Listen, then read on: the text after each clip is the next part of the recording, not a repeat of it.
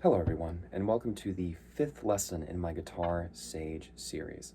Like my last lesson, this one's going to be sponsored by the Headwaters Music and Arts. That's where I ended up recording that video that you heard earlier. It's called the Headwaters Groove, and if you'd like to hear it in its entirety, it's going to be found on this channel as well. Now, in our last lesson, we talked about chord diagrams, and that's pretty much how to read chords.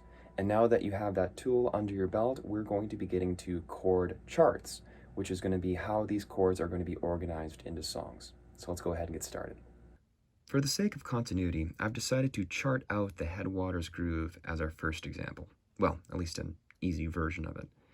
First thing to note is that the name of the chord is going to be appearing at the top. So notice that we have our A7 chord and our D7 chord and our E7 chord. If you're unfamiliar with those three chords, you can go ahead and check out our prior lesson, and I introduced each one of those individually. So what's going to happen now is that they're going to be played for a certain duration. Every one of these lines right here are going to be measures. They're just a nice way of breaking up the song. I'm not going to get too deep into theory at the moment. I'd like to save that for a later lesson. But anyways, these slash marks are representing quarter notes. And a quarter note gets one beat within the song. So every time you see a slash, for all practical purposes, you can think about strumming out that chord. So what's going to happen, you're going to strum out that chord for 16 times, or for 4 measures on your A7 chord. Then it changes over to our D7 chord. You're going to play that for 2 measures, or for 8 strums. Then you're going to be moving on to your A7 chord. You're going to be playing that for 2 measures, or for 8 strums. And in blues music, which is the style of music that song was written in, this is called the turnaround.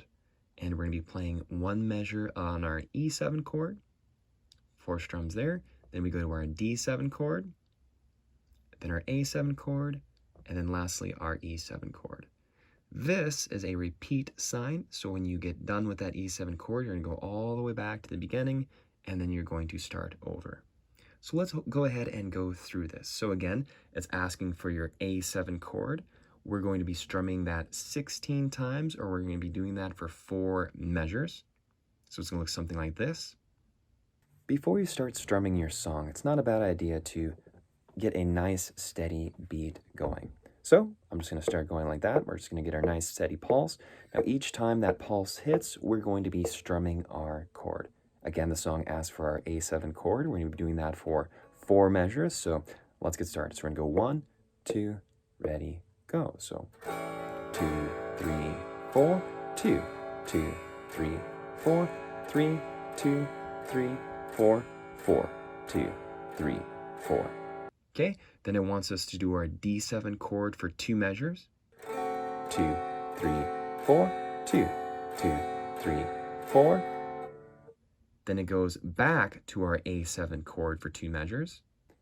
1, 2, 3, 4, 2, 2, 3, 4. 1 measure for our E7. 1, 2, 3, 4. 1 measure for our D7. 1, 2, 3, 4. 1 measure for our A7. 1, 2, 3, 4. And lastly, 1 measure for our E7. 1, 2, 3, 4. Now, I know that's kind of a boring way to approach the song, doing all quarter notes like that, but it's a nice way to get the proper duration for each of the chords.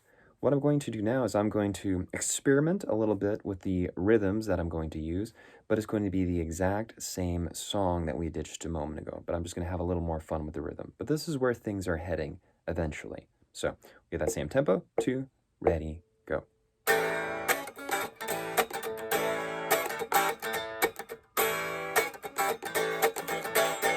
Here comes that D7 chord. Back to that A7. And the turnaround.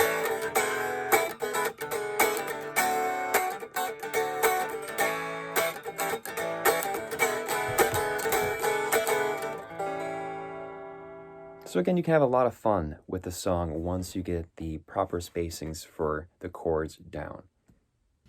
The next song that I decided to chart out is going to be a popular one. This is Sweet Home Alabama by Leonard Skinner. Notice that it consists of 3 different chords. We have not talked about these 3 chords, but now that you know how to read chord diagrams, you can go ahead and look those up. But the song goes 1 measure on our D chord, 1 measure on our C chord, and then we have 2 measures on our G chord. So it's going to look something like this. Again, the first thing we do is set up a nice, steady tempo. Okay, so starting with that D chord as well. So we're gonna go 1, 2, ready, go. 1, 2, 3, 4. 1, 2, 3, 4. 1, 2, 3, 4. 2, 2, 3, 4. And that's it, and just repeats. 2, 3, 4. 1, 2, 3, 4. 1, 2, 3, 4. 2, 2, 3, 4. And when you get more familiar with that, you can experiment with the rhythm.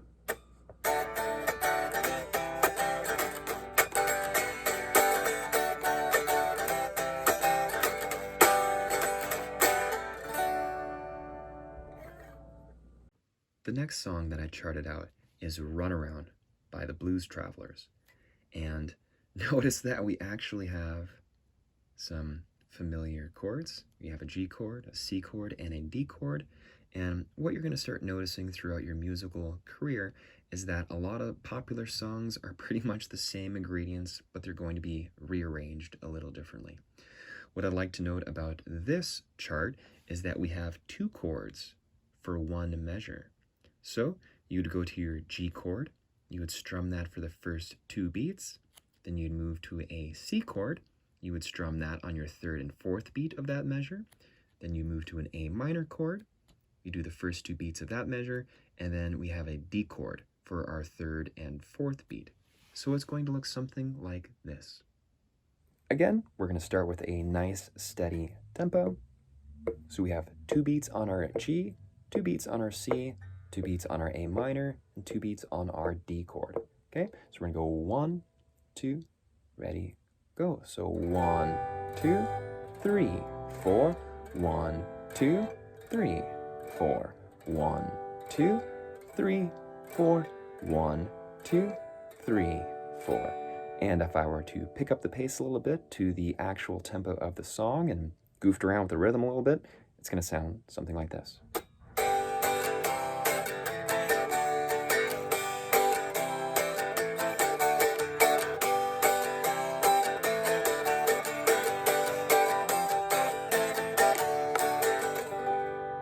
And there you have it. The last song that I charted out is going to be Knocking on Heaven's Door by Bob Dylan. I also included a chord diagram for those 4 chords, so if you want to pause the video and figure those out, you are welcome to do so. But notice that this chart is something of a combination of our last 2 charts. So notice that we have a measure that's broken up by 2 chords. So we do a G for 2 beats, and then we do a D for 2 beats, and then does a whole measure of A minor. And then we break up that measure again between 2 chords. We have our G for 2 counts and our D for 2 counts, and then we have a full measure of our C chord. So this is how it's going to sound. And here's our tempo. So we're gonna go 1, 2, ready, go. So G, 2, D, 4, A minor, 2, 3, 4, G, 2, D, 4, C, 2, 3, 4. Okay, and then it just repeats itself. But if you were to have a little more fun with the rhythm, it could sound something like this.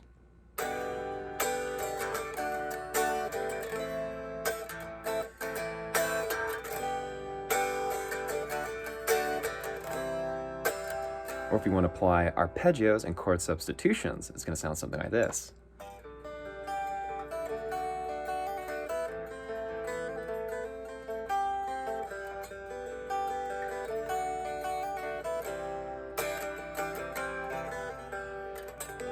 and we'll be getting into those concepts a little later on. Hello everyone, this is Caleb Erickson again. I hope you enjoyed that video. If you did, go ahead and click the subscribe button below. It's a great way to help support the Headwaters Music and Arts. There's going to be plenty of videos coming up, so you don't want to miss anything. Hope all is well. See you next time.